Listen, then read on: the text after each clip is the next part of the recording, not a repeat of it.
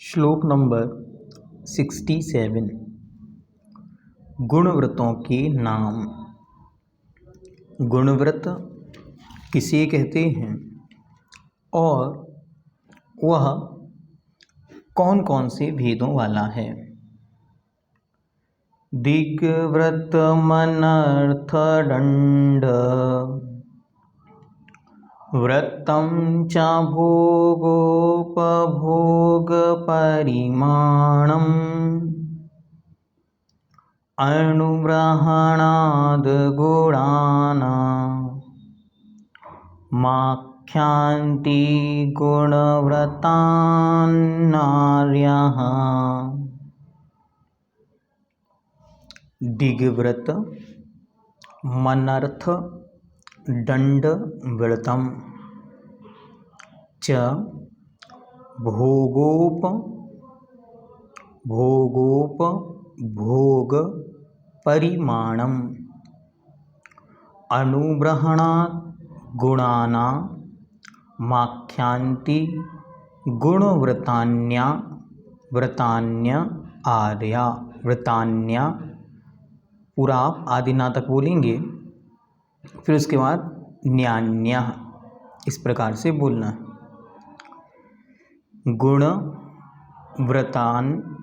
गुणव्रतान न्यार्यः। न्यार्यः, ठीक। न्यार्यः। आर्यः अर्थात आर्य पुरुष, और उन आर्यों में भी श्रेष्ठ अर्थात तीर्थंकर देव। गुणानाम मूल गुणों की, अनुग्रहणात् वृद्धि करने के कारण स्वरूप, अर्थात उन अनुव्रतों को और उनकी महिमा को बढ़ाने वाले, उनकी महिमा में वृद्धि करने वाले।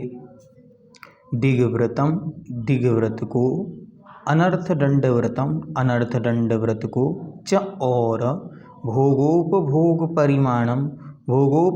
परिमाण व्रत को गुणव्रतानि गुणव्रत आख्यान्ति कहते हैं। जो गुणों में श्रेष्ठ हैं ऐसे आर्य पुरुष, तीर्थंकर देव, गणधर भगवंत आदि। जो मूल गुणों की अर्थात जो मूल लक्षण हैं, मूलभूत व्रत हैं, उनकी महिमा को, उनकी गरिमा को, उनके गुणों में जो निरंतर वृद्धि करने वाले हैं, ऐसे दिग्व्रत, अनर्थ दंड व्रत और भोगोपभोग परिमाण व्रत को गुणव्रत कहते हैं। ये गुणव्रत के दो चीज़ें आपको बतला दी। पहला, गुणव्रत का लक्षण। गुणव्रत किसे कहते हैं? तो जो अनुव्रत या महाव्रतों के गुणों में वृद्धि कर दे। महाव्रत के स्थान पर आप लिख सकते हैं मूल गुण। जो मूल गुण और अनुव्रतों के गुणों में वृद्धि कर दे, उसका नाम गुणव्रत है। गुणव्रत कितने प्रकार के? गुणव्रत 3 प्रकार के, दिग्व्रत, अनर्थ दंड व्रत और भोगोपभोग परिमाण व्रत। प्रथम दिग्व्रत, द्वितीय अनर्थ दंड व्रत और तृतीय भोगोपभोग परिमाण व्रत।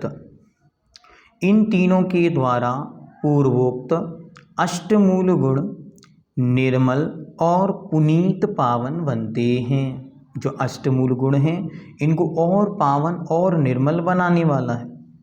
इसीलिए पुरुष जन इसे गुणव्रत के नाम से पहचानते या जानते हैं।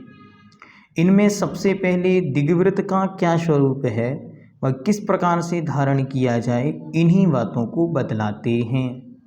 अब आचार्य भगवंत क्रमशः उस दिग्व्रत आदि के लक्षण को बतलाते हैं। यहाँ विशेष यह जानना है, अन्य ग्रंथों में जहाँ जहाँ दिग्व्रत आदि की चर्चा है, वहाँ दिग्व्रत के साथ दूसरे व्रत के रूप में देश व्रत को भी रखते हैं। लेकिन पूज्यवर आचार्य भगवंत समंतभद्र देव की अपनी इस ग्रंथराज में उसे वहाँ पर ना रख के और उसे बाद में रखेंगे। इसीलिए इस चीज़ को भी ध्यान में रखना है कि पूज्यवर ने यहाँ पर उस विषय को नहीं रखा।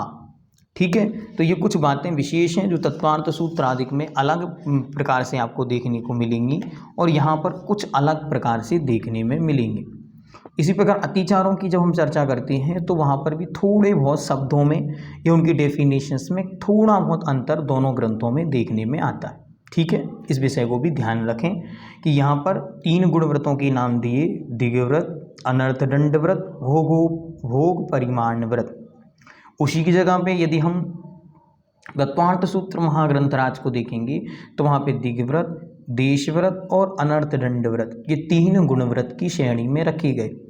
इसी प्रकार की अनेक परंपराएं वर्तमान में प्रचलित हैं, उनको हमको देखना चाहिए।